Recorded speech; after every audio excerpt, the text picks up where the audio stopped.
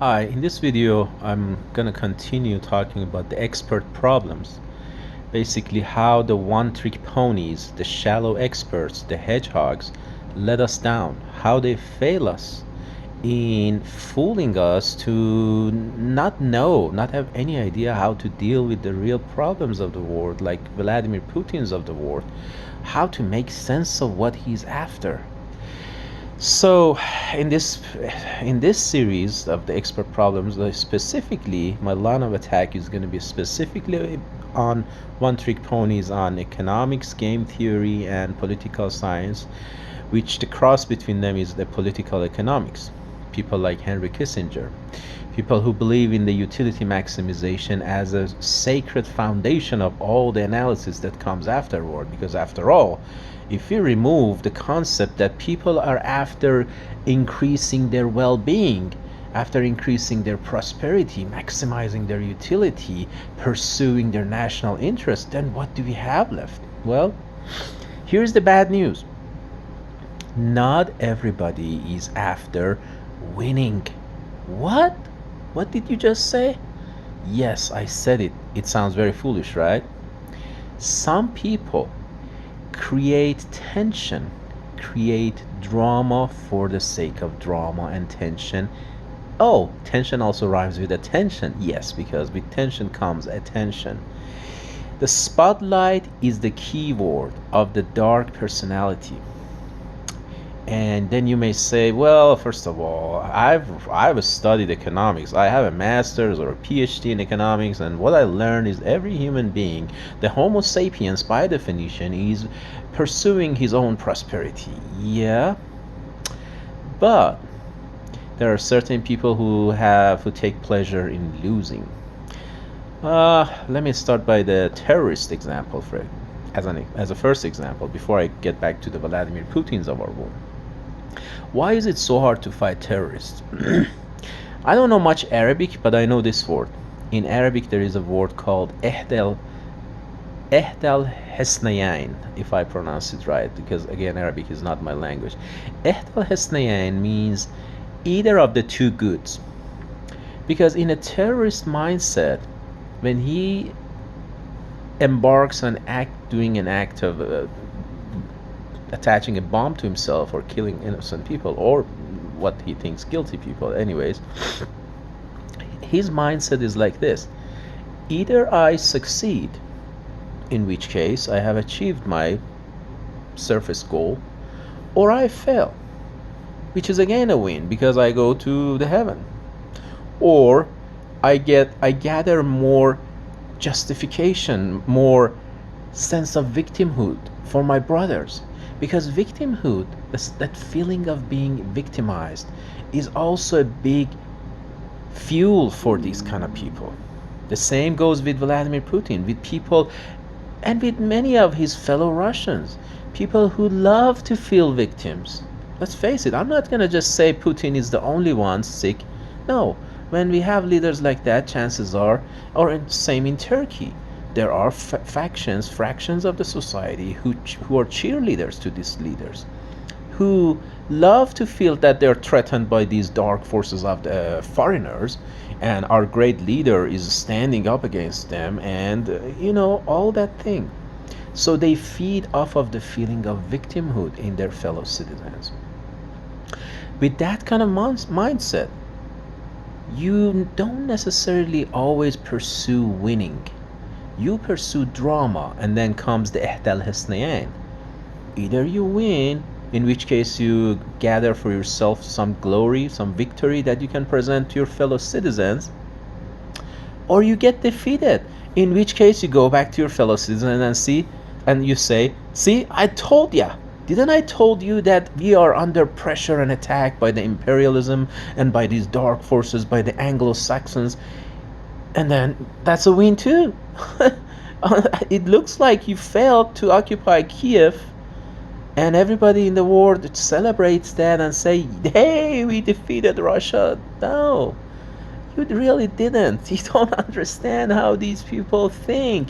You think you come from that school of thought of one trick pony professor of economics or political science or game theory who thinks, well, let me draw for you the game 3.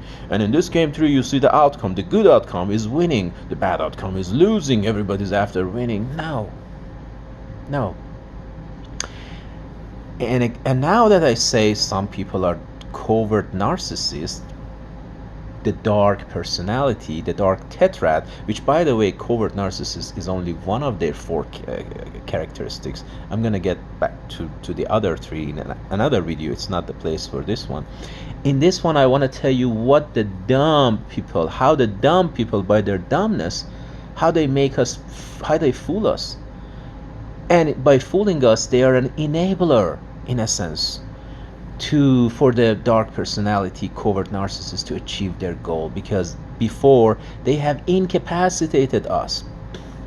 So here's the dilemma. You may have heard about this thing called double bind.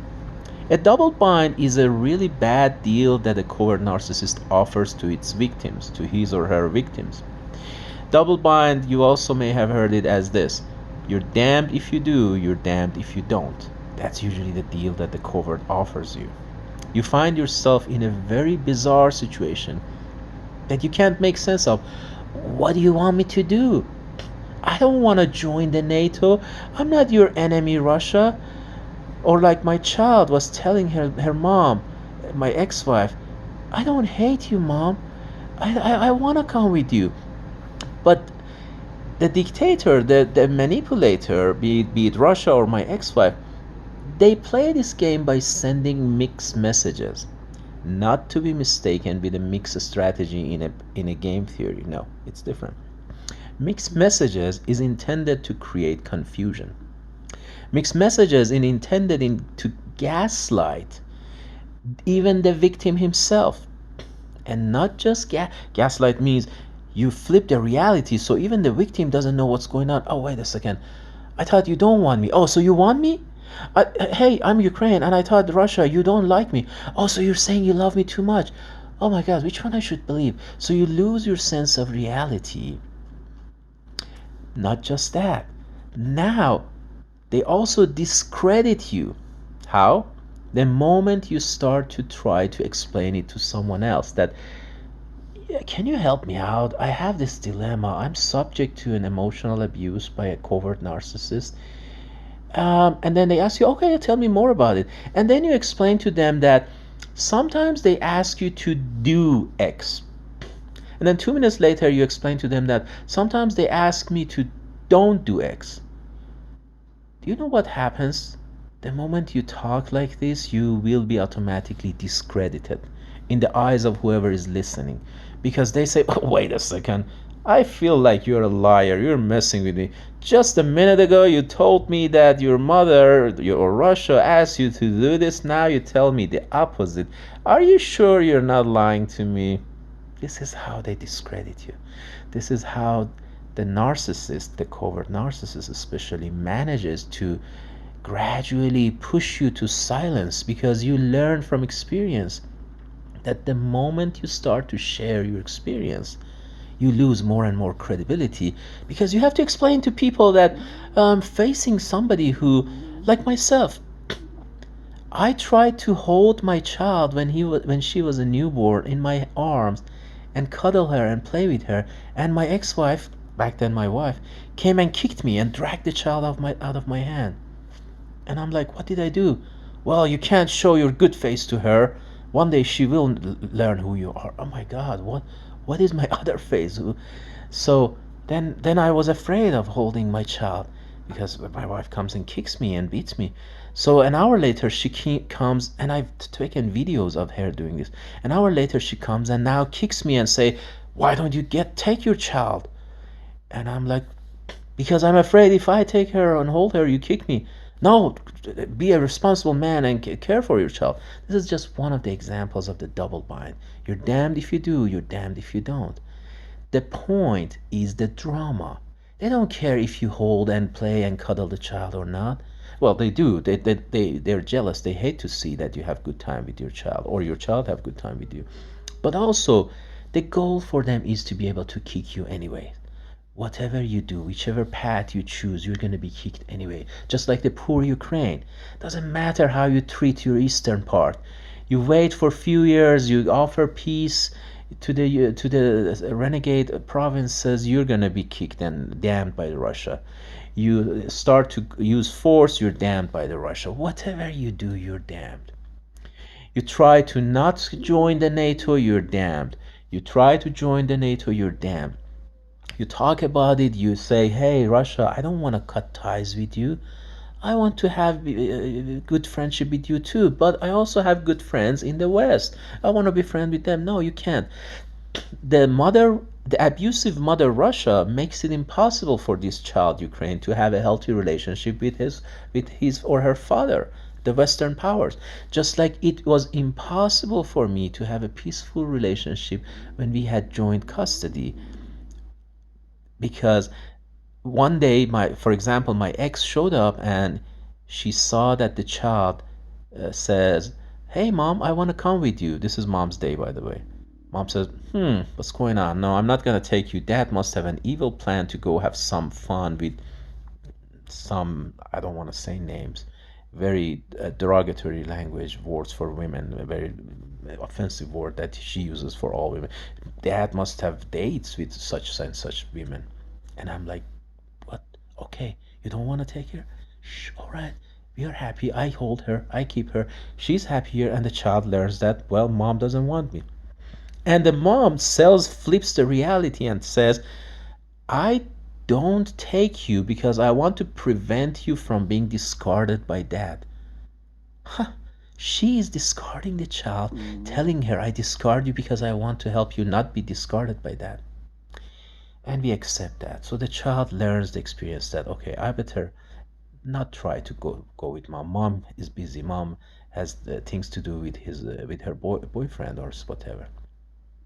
And now next time mom comes and the child says, no mom, I want to stay with dad. And now mom becomes all insisting, right now or I call police. You have to come with me. I'm your mother. I need you. By the way, there is never I love you. Never, ever, ever, ever. She used the word I love you. Come with me because I love you. It was always, you have to come because mom needs you. Really, that's the best.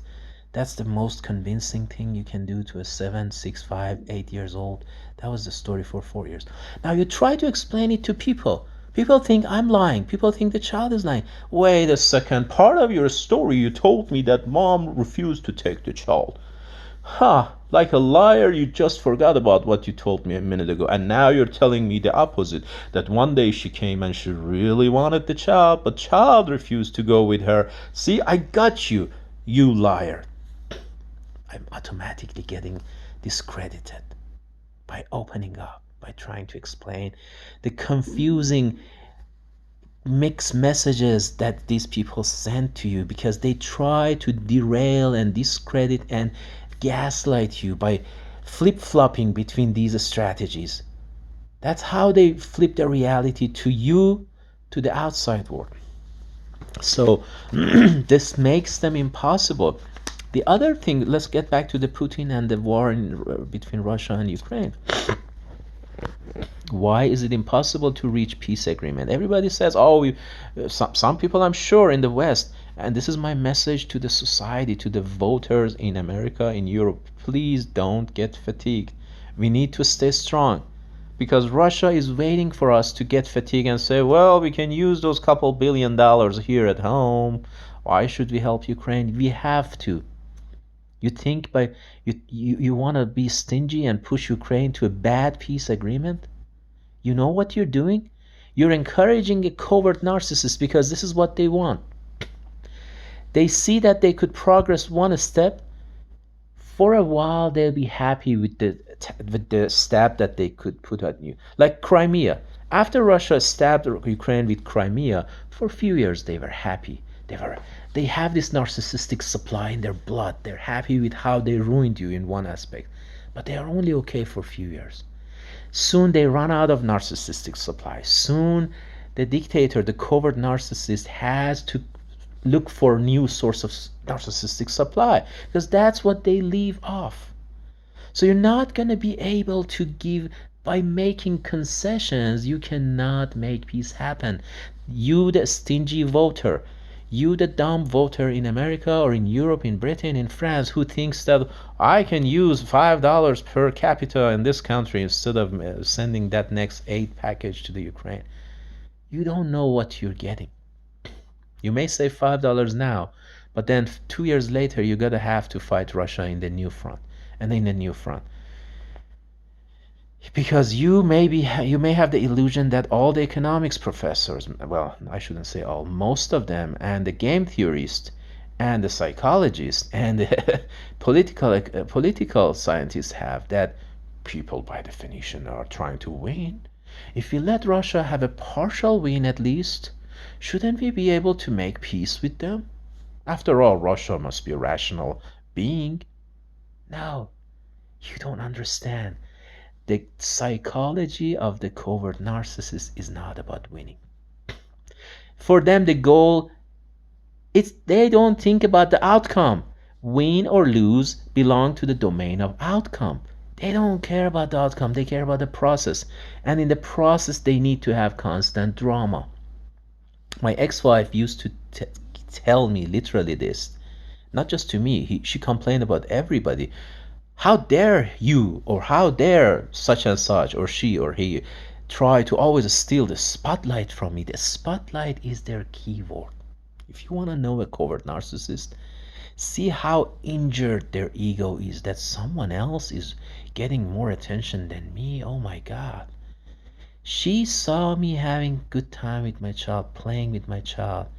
You can't imagine how disgusted she became. Because for them, everything is a competition. They don't believe that you can be a laid back person and just having a relaxed good time with your child. They can't believe that Ukraine may not have ill intentions to Russia. Ukraine just want to sit back and relax and enjoy beauty of Mariupol or Sevastopol or all those beautiful cities. They believe that if Ukraine is having fun, it means that they're against us. I can't see how Ukraine can have fun. I gotta bring myself to the spotlight. And Putin has managed to bring himself to the spotlight. That's all they want. All of you who celebrate and say, hey, we managed to make Putin lose the mission to occupy Kiev. Who said that was his mission? You just assume he was after winning? No. I bet, I don't want to deny the courage and stamina of the Ukrainian army, but I bet with 100% certainty that Russia did not want a quick snap win. What's there? If you can occupy Ukraine in 4 days, there's no glory there. I mean, okay, done deal. What next? Where am I going to get my next narcissistic supply? They need this prolonged battle. I have ideas for that too.